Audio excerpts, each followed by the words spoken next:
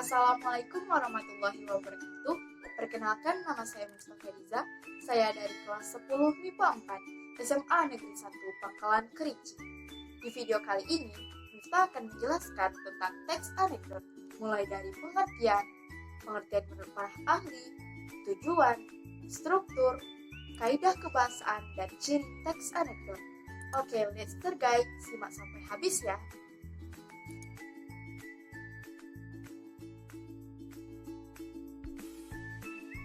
Pengertian teks anekdot.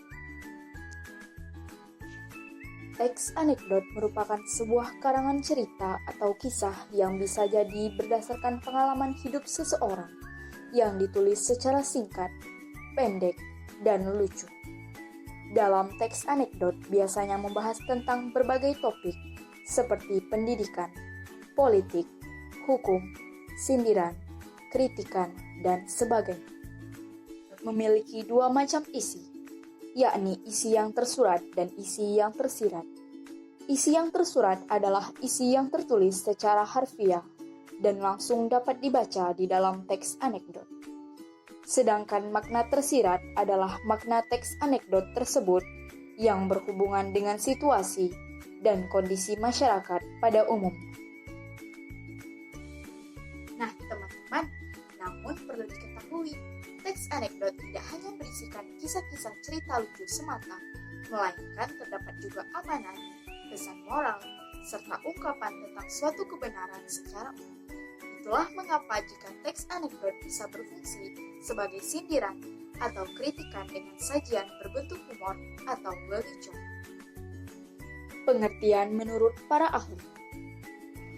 1. Menurut Kudon, mendefinisikan anekdot sebagai sebuah cerita singkat atau lucu atau menarik yang mungkin menggambarkan kejadian atau peristiwa orang sebenarnya. 2. Menurut Danan Jaja, mendefinisikan anekdot sebagai kisah fiktif lucu mengenai pribadi seorang tokoh atau beberapa tokoh yang benar-benar ada. 3. Menurut Gerard dan Wicknell, menyebutkan bahwa teks anekdot pada umumnya terdiri dari 5 bagian atau struktur. 5 bagian tersebut adalah abstrak, orientasi, krisis, reaksi, dan koda. Ciri-ciri teks anekdot. 1. Teks anekdot bersifat humor atau lelucon.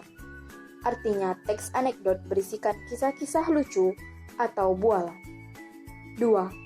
Teks anekdot ditujukan untuk mengkritik atau menyindir. 3. Teks anekdot bisa berdasarkan kejadian nyata atau sebenarnya, tetapi juga bisa sepenuhnya hasil rekaan atau imajinasi. 4. Teks anekdot biasanya menceritakan kejadian mengenai orang terkenal atau orang penting, tetapi juga bisa mengenai kejadian sehari-hari di sekitar kita. 5. Teks anekdot memiliki pesan berupa kritik atau sindiran. Tujuan teks anekdot. Teks anekdot memiliki tujuan yang ditujukan untuk pembaca dalam setiap cerita yang ditulis. Tujuan-tujuan tersebut merupakan latar belakang bagi pengarang atau penulis untuk menulis sebuah teks anekdot.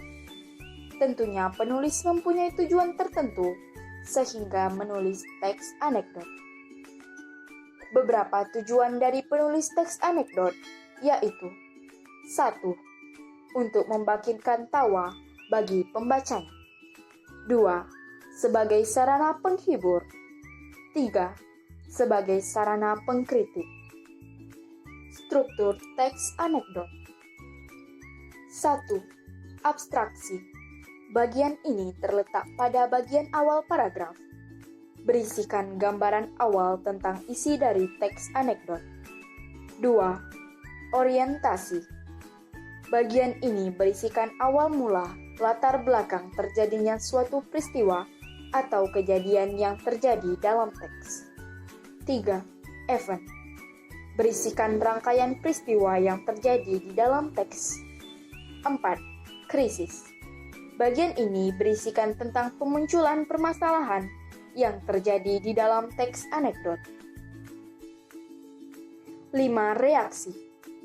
Bagian ini berisikan langkah penyelesaian masalah yang timbul di dalam bagian krisis. 6. Koda. Pada bagian ini akan muncul perubahan yang terjadi pada tokoh di dalam teks. 7. Reorientasi. Bagian ini merupakan bagian akhir dari teks sekaligus sebagai penutup dari teks itu sendiri. Kaidah kebahasaan teks anekdot memiliki kaidah kebahasaan tersendiri yang berbeda dari teks lain. Kaidah kebahasaan di dalam teks anekdot sebagai berikut. 1. Menggunakan kata keterangan waktu lampau. Misalnya, dahulu, tahun lalu, bulan lalu, waktu itu, dan lain-lainnya.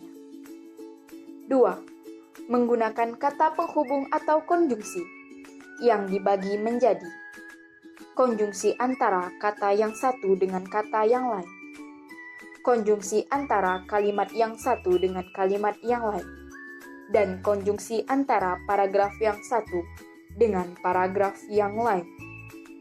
3. Terdapat penggunaan kata kerja atau verba. Contohnya, membaca, tertawa, berjalan, terdiam, dan sebagainya. 4. Urutan peristiwa berdasarkan waktu atau kronologis. 5. Menggunakan jenis pertanyaan retorik, yaitu kalimat pertanyaan yang tidak mengharuskan untuk dijawab. 6. Menggunakan kalimat perintah. Contohnya, buanglah, ambillah, catatlah, perhatikanlah, dan lain-lain. Nah, teman-teman sudah paham belum apa itu teks anekdot? Demikian penjelasan dari Miftah. Wassalamualaikum warahmatullahi wabarakatuh.